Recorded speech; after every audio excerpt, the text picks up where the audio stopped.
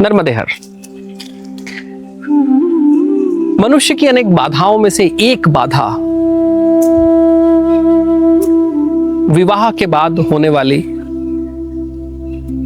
जो पति और पत्नी के बीच में जो विसंगतियां हैं,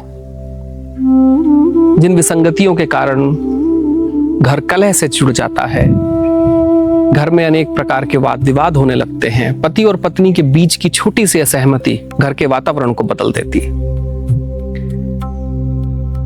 जिन घरों पर यह नहीं होता वहां परमात्मा की कृपा है, लेकिन जिन भी घरों में यह होता है और लगातार विवाह के बाद पति और पत्नी के बीच में बाधाएं चल रही हैं, ये बाधाएं केवल उस व्यक्ति के विचारों के कारण नहीं है, केवल उस व्यक्ति की विचार पद्धति जो उसके संस्कार हैं उसके कारण नहीं है। इनका एक बहुत बड़ा कारण जैसे उस व्यक्ति की ऊर्जा होती है वो भी होता है।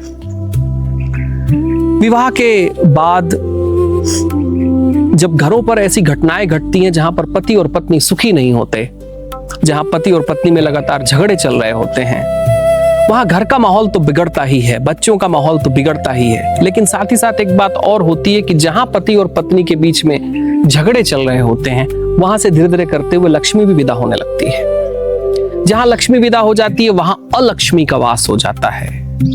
जहां पर पति और पत्नी के बीच में झगड़े चल रहे होते हैं वहां पर धनवंतरी भी विदा हो जाते हैं, वहां पर रोग आना शुरू हो जाते हैं। जहां पति और पत्नी के बीच में झगड़े चल रहे होते हैं वहां से सभी प्रकार के सौभाग्य दूर हो जाते हैं। और ये एक बहुत सारी घटनाएं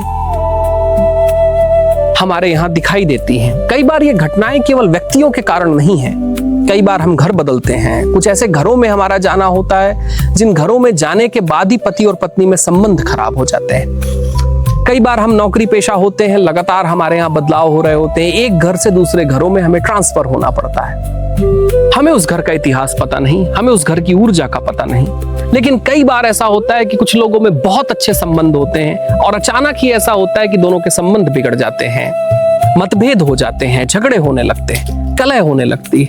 गृह कलह से बहुत सारे लोग जूझ रहे हैं आज भारत में। इस देश में जहां कहीं पहले पति और पत्नी के बीच कोई विवाद होना बहुत धोखे की बात हुआ करती थी, कम से कम हुआ करते थे, जहां इस देश में कहीं कोई डिवोर्स की बात नहीं आती थी, आज वहीं अगर पूरे भारत में हम डिवोर्स की संख्या देख लें तो हमें देख के अचरज होगा कि क्या ये भारत में ही हो रहा है। और ये अगर केवल एक पद्धति और प्रोसेस होती तो बहुत अच्छा होता, लेकिन आज इस संकट में बहुत सारे युवा लोग, बहुत सारे ऐसे लोग जिन्होंने बड़े प्रेम के साथ शादी की थी, विवाह किए थे, वो सब विवाह के संस्कार के बाद एक बहुत गहरे दुख में पड़े हुए हैं। एक बहुत अच्छा मंत्र है, उस मंत्र को कल्याण सुंदर, श्री कल्याण सुंदर पंच सहस्त्र नामावली कहते हैं। ये भगवान भोलेनाथ का जो कल्याण सुंदर स्वरूप है। कल्याण को संस्कृत में वर्षों पहले और आज भी दक्षिण में विवाह को कल्याण कहा जाता है, क्योंकि विवाह वाकई कल्याण का मार्ग है, जिसका हम जो विवाह में उतरते हैं वो जीवन में एक प्रकार से कल्याण के मार्ग में ही आगे बढ़ते हैं। शिव जी का ये एक मंत्र है जहां पर शिव जी के सहस्त्र नामावली है, श्री कल्याण सुंदर रूप में। अगर उस सहस्त्र नामावली का जाप पति पत्नी अपने घरों में आरंभ करें, प्रतिदिन ना हो सके तो कम से कम सोमवार को करें।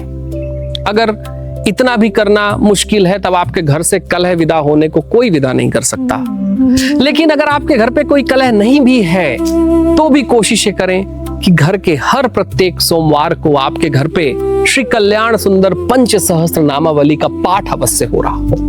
अगर पति और पत्नी मिलकर इस पाठ को करते हैं तो आप अपने बीच में झगड़ों की कोई वजह नहीं रखते।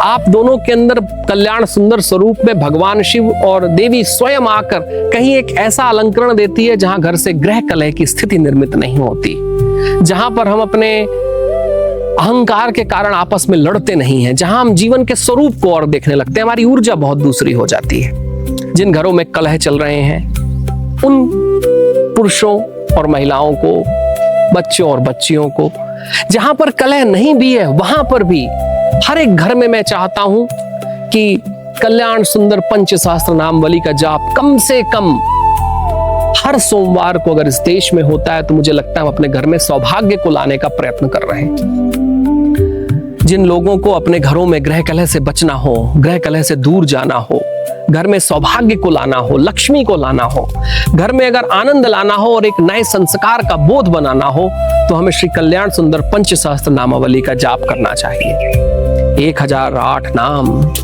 इन 1008 नामों से जो पंचात्मक स्वरूप में हैं, उनका स्वरूप बहुत सुंदर है। भगवान भोलेनाथ के कल्याण सुंदर स्वरूप में है, विवाह संस्कार स्वरूप में भगवान भोलेनाथ के नामों का स्मरण किया जा रहा है, तो आपका वैवाहिक जीवन पूर्णतः सफल हो जाएगा।